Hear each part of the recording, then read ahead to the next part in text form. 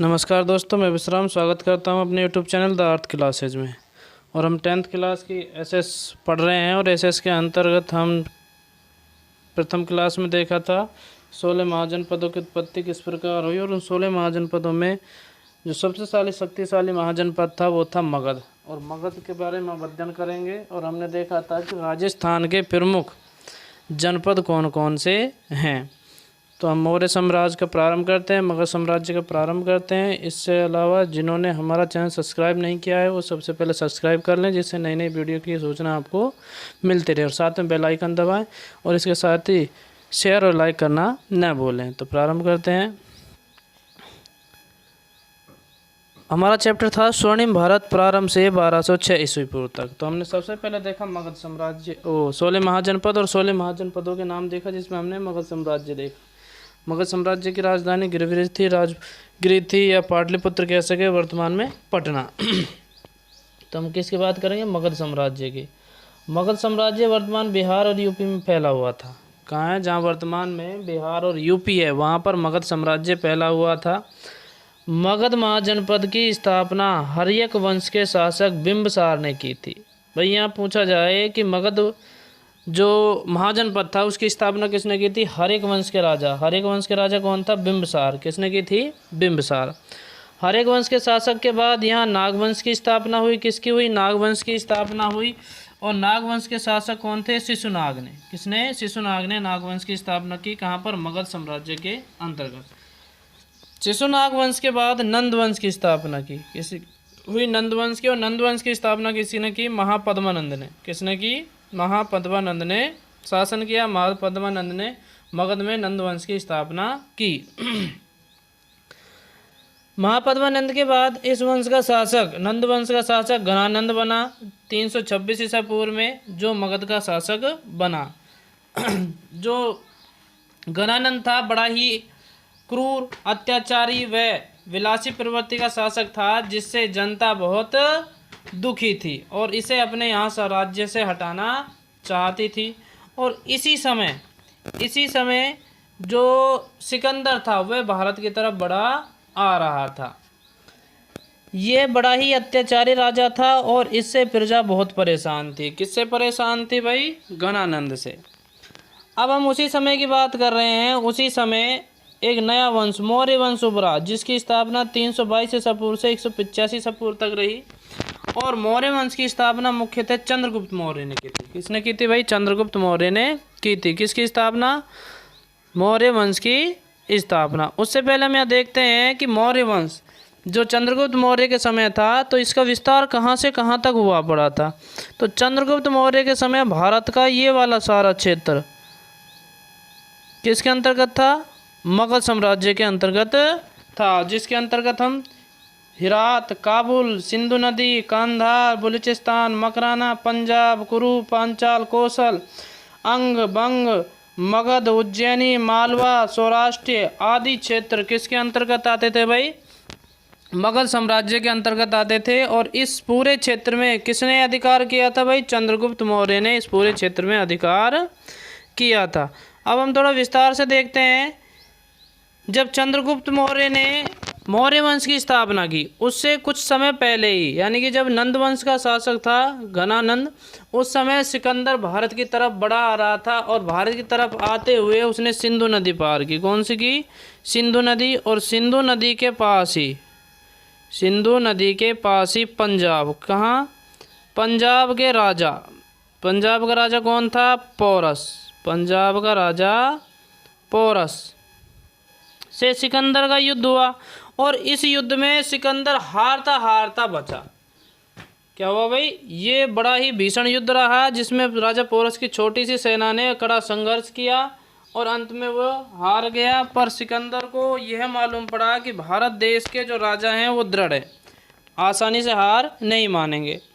तो एक तो ये हुआ। और एक लंबा सफ़र था कि लंबे सफ़र से सिकंदर की सेना लगातार भारत की तरफ चली आ रही थी, आक्रमण करती आ रही थी। तो वो थक भी गए थे। क्या हो गया? हार गए थे।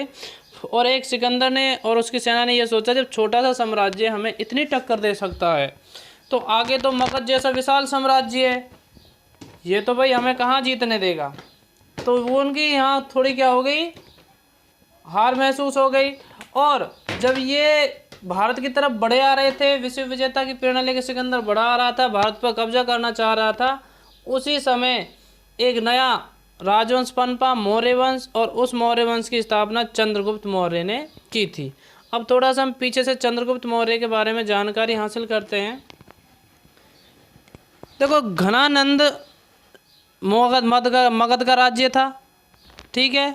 और उसी समय घनानंद ने एक राज पुरोहितों की सभा बुलाई, यानी कि जितने भी विशिष्ट हमारे देश के अंतर्गत ज्ञानी हैं वो सभी यहाँ आए, जिसे हम अपने राज दरबार में रख सकें।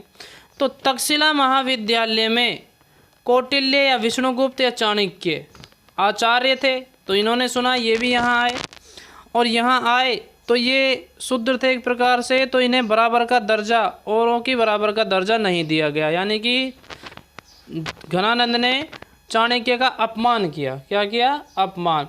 तो चाणक्य ने कसम खाई कि मैं तुम्हारे वंश मगध साम्राज्य को पूरी तरह निस्तो नाबूद कर दूंगा, और वो वहाँ से वापस चल दिया तक्षशिला।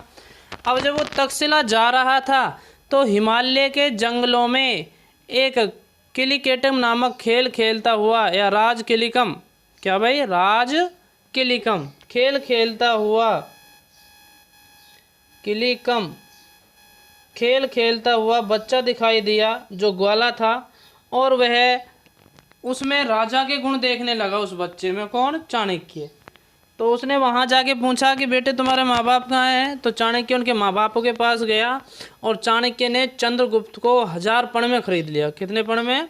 1000 पण में खरीद लिया, और उसे अपने साथ तक्षशिला ले गया, और तक्षशिला ले जाकर उसकी शिक्षा दीक्षा दी, युद्ध की नीतियाँ सिखाई, और उसे तैयार किया। और उसके बाद 322 ईस्वी में उसने मगध पर आक्रमण किया और मगध को जीत लिया, और घनानंद को हराकर वहाँ से भगा दिया।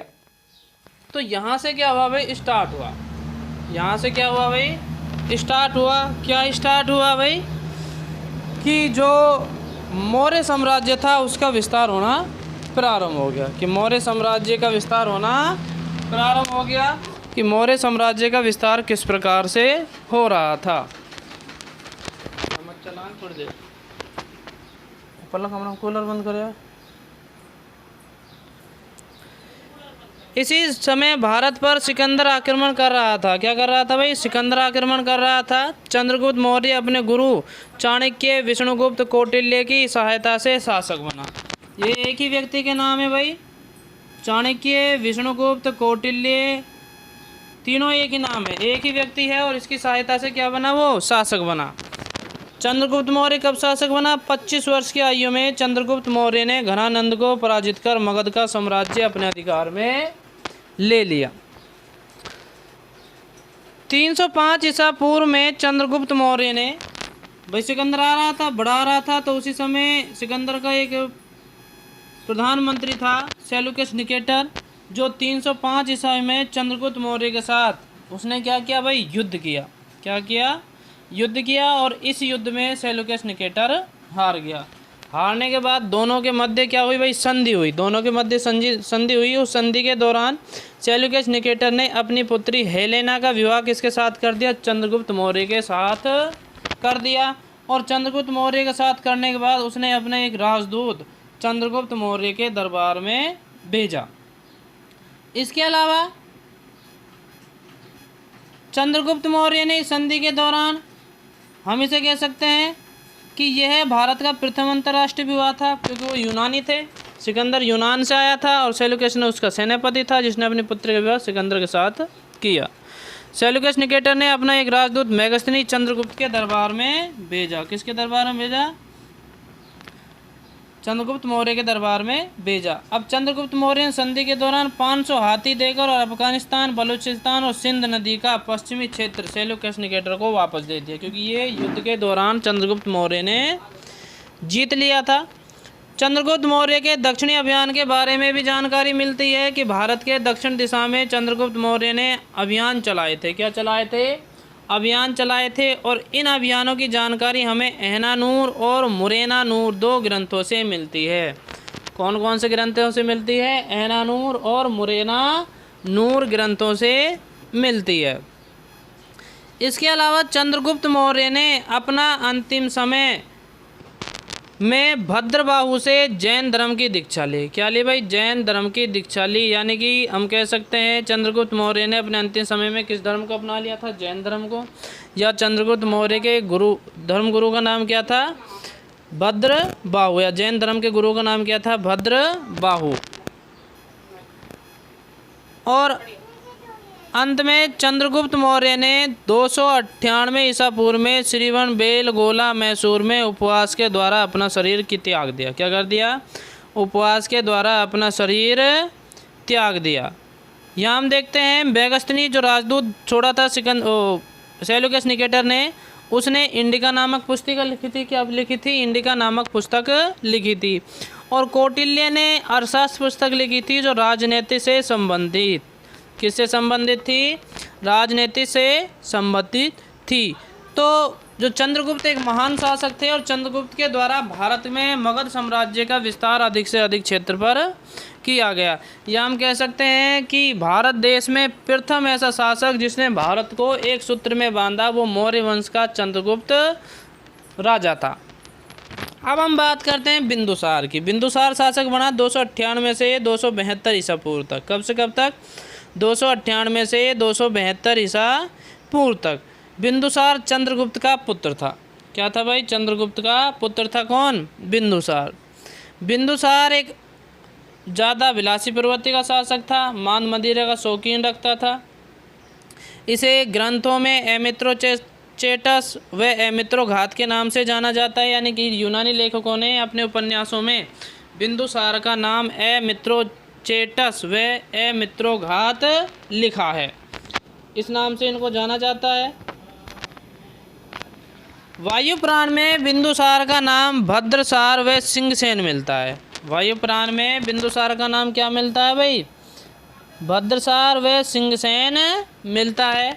दिव्य वेदांत जैन धर्म का ग्रंथ है के अनुसार शासन काल में तक्षशिला में 2 विद्रोह हुए। यानी बिंदुसार के समय में तक्षशिला में 2 विद्रोह हुए, जिनमें पहले विद्रोह को दबाने के लिए अशोक को और दूसरे विद्रोह को दबाने के लिए सुसीम को भेजा। अशोक और सुसीम बिंदुसार के पुत्र थे। बिंदुसार के राज दरबार में यूनानी शासक एंटियोकस प्रथम ने डायमेकस नामक राजदूत को भेजा। किसको भेजा? डायमेकस नामक राजदूत को भेजा। किसने? एंटियोकस प्रथम ने। अब ये भेजा क्यों था? तो भाई एक पत्र के दौरान बिंदुसार ने यूनानी शासक एंटियोकस को एक पत्र लिखा और उसमें ये लिखा कि हमें कुछ दास चाहिए, अंजीर चाहिए, शराब चाहिए, सूखी अंजीर चाहिए और मदिरा चाहिए और दास चाहिए। अब जो एंटियोकस था उसने ये कहा कि भाई हम सूखी अंजीर भेज सकते हैं, शराब भेज सकते हैं, लेकिन दास आपको नहीं दे सकते क्योंकि हमारे यहाँ मानव व्यापार नहीं किया जाता है। तो दोबारा बिंदुसार ने ये कहा कि भाई मुझे हमारे यहाँ पर दार्शनिकों की कमी है तो मुझे एक दार्शनिक भेजा जाए। तो उस आग्रह पर जो एंटियोकस था उसने अपना एक राजदूत डायमेकस नामक राजदूत बिंदुसार के दरबार में भेजा। अब इसकी सूचना मिस्र के राजा को लगी, नरेश को लगी, फिलाडेल्फस को लगी। तो उसने कहा कि भाई हमारे यहाँ पर तो बहुत ज्ञानी व्यक्ति रहते हैं तो एक राजदूत हम भी भेज देते हैं। तो उन्होंने डायनीसियस नामक राजदूत को कहाँ भेजा भाई? बिंदुसार के दरबार में भेजा। किसने? मिस्र के राजा फिलाडेल्फस ने। तो ये हमारी आज क्लास हो गई जिसमें हमने चंद्रगुप्त मौर्य का अध्ययन किया कि चंद्रगुप्त मौर्य कौन था, कहाँ से आया और किस प्रकार उसने शासन किया। इसके अलावा हमने देखा बिंदुसार का। अब हम थोड़ा डिटेल से महाराजा अशोक को पढ़ेंगे। राजा अशोक को पढ़ेंगे, अशोक साम्राज्य क्या था और किस प्रकार उसने शासन व्यवस्था संभाले थी। तो नमस्कार। और जिन व्यक्तियों ने हमारा चैनल सब्सक्राइब नहीं किया है सब्सक्राइब अवश्य कर लें जिससे नई नई वीडियो की जानकारी आपको मिलती रहे। धन्यवाद।